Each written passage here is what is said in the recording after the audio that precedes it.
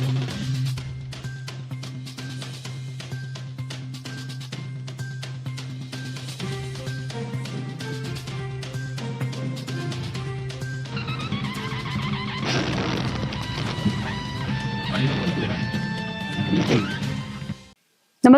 आपण पाहता हिरकणी न्यूज.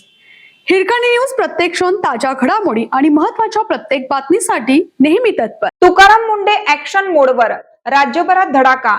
बालरोग तज्ञांच्या रुग्णालयावर एफडीएची कारवाई. औषध साठा जप्त. परवान्याविना औषध विक्री करणाऱ्या गोवंडी येथील एका बालरोग तज्ञाच्या रुग्णालयावर एफडीएने कारवाई करत 9.9 लाखाचा ॲलोपॅथिक औषध साठा जप्त केला आहे. या कारवाईत औषध विक्रीसाठी वापरण्यात येणारी बिल पुस्तकेही जप्त केली आहेत. एफडीएने गुरुवारी दिनांक 18 रोजी गोवंडी पूर्व येथील मुस्कान NICU अँड चिल्ड्रन्स रुग्णालय येथे तपासणी केली. तपासणीत रुग्णालयाचे संचालक डॉक्टर निलेश रजनीकांत शहा यांनी 2 स्वतंत्र खोल्यांमध्ये ॲलोपॅथिक औषधांचा साठा करून ठेवल्याचे आढळले. विशेष म्हणजे वैद्य औषध विक्री परवान्याशिवाय रुग्णालयातील रिसेप्शनिस्टमार्फत औषधांची विक्री केली जात असल्याचे उघड झाले.